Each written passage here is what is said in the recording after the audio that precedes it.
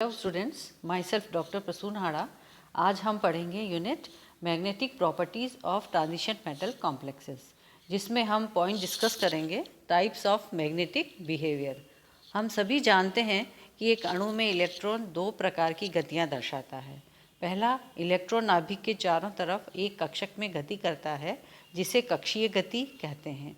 इस गति को हम कॉइल्ड वायर में इलेक्ट्रिक करंट की गति से कंपेयर कर सकते हैं और इस गति के कारण एक मैग्नेटिक फील्ड प्रोड्यूस होता है, जिसे ऑर्बिटल मैग्नेटिक मोमेंट कहते हैं। और दूसरी गति जो इलेक्ट्रॉन अपने अक्ष पर घूर्णन करता है, इसे स्पिन मोशन या घूर्णन गति कहते हैं। इसके कारण भी एक मैग्नेटिक फील्ड उत्पन्न होता है, जिसे स्पिन मैग्नेटिक मोमेंट कहते हैं। इन दोनों गतियों के कारण परमाणु एक मैग्नेट की भांति व्यवहार करता है और इन्हीं दोनों प्रकार के चुंबकीय आघूर्णों के कारण ही पदार्थों में चुंबकीय गुण प्रदर्शित किए जाते हैं। जब किसी पदार्थ को चुंबकीय क्षेत्र में रखा जाता है तो वे समान व्यवहार नहीं दर्शाते हैं, अर्थात वे भिन्न प्रकार के व्यवहार दर्शाते हैं, जिन्हें चुंबकीय व्यवहार कहा जाता है। इन्हें निम्न कैटेगरीज में क्लासिफाई किया गया है: diamagnetism, paramagnetism, ferromagnetism, anti ferromagnetism and फेरीमैग्नेटिज्म।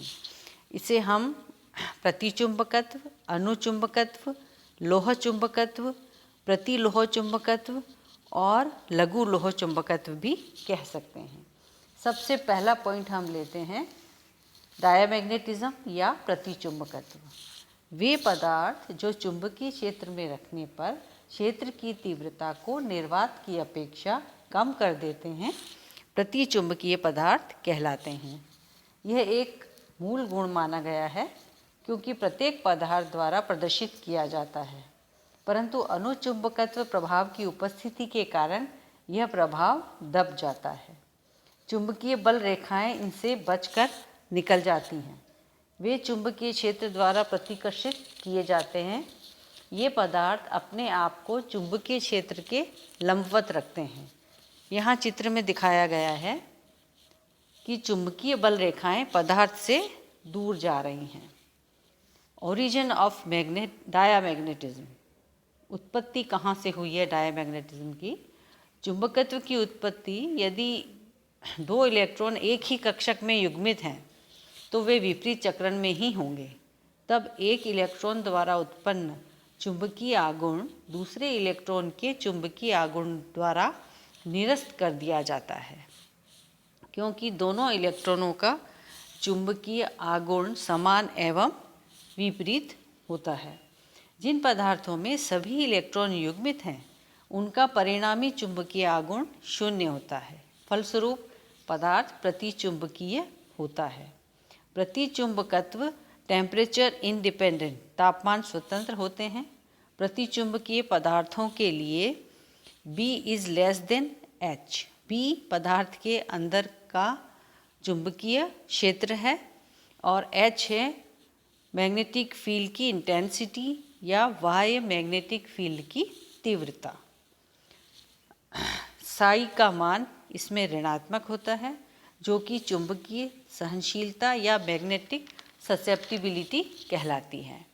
Paramagnetism या अनुचुंबकत्व वे पदार्थ जिनको जब चुंबकीय क्षेत्र में रखा जाता है तो चुंबकीय बल रेखाओं को निर्वात की अपेक्षा अपने में से गुजरने देते हैं। जिन गुणधर्मों के आधार पर ये इस तरह का व्यवहार प्रदर्शित करते हैं, उसे अनुचुंबकत्व कहा जाता है। यदि इन्हें प्रबल चुंबकीय क्षेत्र में रखा जाता है तो ये क्षेत्र की तीव्रता को बढ़ाते हैं तथा क्षेत्र की बल रेखाओं को अपनी ओर आकर्षित करते हैं। अनुचुंबकत्व तीन प्रकार का होता है: नेचुरल पैरामैग्नेटिज्म, टेम्परेचर इंडिपेंडेंट और वॉन ब्लैक पैरामैग्नेटिज्म, पॉली और फ्री इलेक्ट्रॉन पैरामैग्नेटिज्म। यहाँ चित्र में दिखाया गया है कि चुंबकीय बल रेखाएं पदार्थ की ओर आकर्षित हो रही हैं। अनिचुंबकीय पदार्थों के लिए B is greater than H। चुंबकीय सहनशीलता यानी मैग्नेटिक ससेप्टिबिलिटी धनात्मक होती है। ओरिजिन ऑफ पैरामैग्नेटिज्म, उत्पत्ति कहाँ से हुई है? अणुचुंबकत्व के कारण, अणुचुंबकत्व के प्रति उत्तरदायी कारण जो है अयुग्मित इलेक्ट्रॉनों को माना गया है। पदार्थ में जितने अधिक अयुग्मित इलेक्ट्रॉन होंगे अणुचुंबकत्व भी उतना अधिक होगा। इन अयुग्मित इलेक्ट्रॉनों द्वारा जनित चुंबकीय क्षेत्र परस्पर निरस्त नहीं होता, क्योंकि प्रत्येक अयुग्मित इलेक्ट्रॉन का चुंबकीय आघूर्ण समान होता है। अतः एक स्थायी व निश्चित परिणामी चुंबकीय आघूर्ण हमें प्राप्त होता है। यह परिणामी चुंबकीय आघूर्ण कक्षक चुंबकीय आघूर्ण और चक्रण चुंबकीय आघूर्ण का संयोग होता है, combination of orbital magnetic moment and spin magnetic moment. और यह पर्याप्त उच्च परिमाण का होता है जो बाह्य चुंबकीय क्षेत्रों द्वारा प्रेरित निम्न चुंबकीय आघूर्ण को कंट्रोल या काबू कर लेता है। यानी अणुचुंबकीय व्यवहार बाहरी चुंबकीय क्षेत्र पर निर्भर करता है। यह तापमान बढ़ने पर घटता है। यहाँ पर दो विपरीत प्रभाव कार्य करते हैं। पहला, एक तो चुंबकीय क्षेत्र H जो आणविक चुंबक को चुंबकीय क्षेत्र की दिशा में संरेखित करने का प्रयास करता है। दूसरा, ऊष्मीय ऊर्जा KT जो आणविक चुंबक को यादृच्छिक रूप से किसी स्थान से परिचित कराने की कोशिश करता है। Absolute temperature T, absolute temperature T के मान के कम होने से लागू चुंबकीय क्षेत्र का प्रभाव और निश्चित हो जाता है।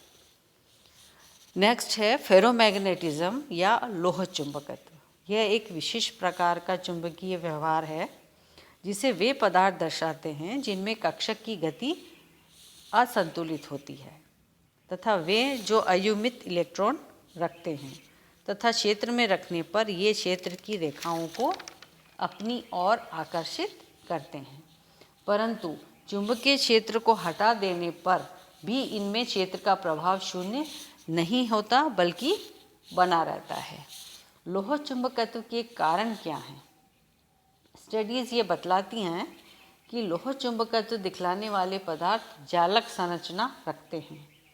इन जालकों में एक विशेष प्रकार की एकक कोष्ठिका होती है। जालक अनेक एकक कोष्ठिकाओं का समूह होता है। जब प्रबल बाहरी चुंबकीय क्षेत्र लगाया जाता है तब जालक का क्षेत्र, जो कि काफ़ी छोटा होता है, बाह्य चुंबकीय क्षेत्र की दिशा में व्यवस्थित होने का प्रयास करता है। नील तापमान पर यह क्षेत्र बेतरतीब या हेफाजत हो जाता है। परिणाम स्वरूप क्षेत्र का प्रभाव बढ़ जाता है तथा क्षेत्र से बाहर भी यह प्रभाव दिखलाई पड़ता है। नील तापमान क्या है? वह तापमान जिस पर प्रति लोह चुंबकीय पदार्थ की चुंबकीय प्रवृत्ति अधिकतम होती है।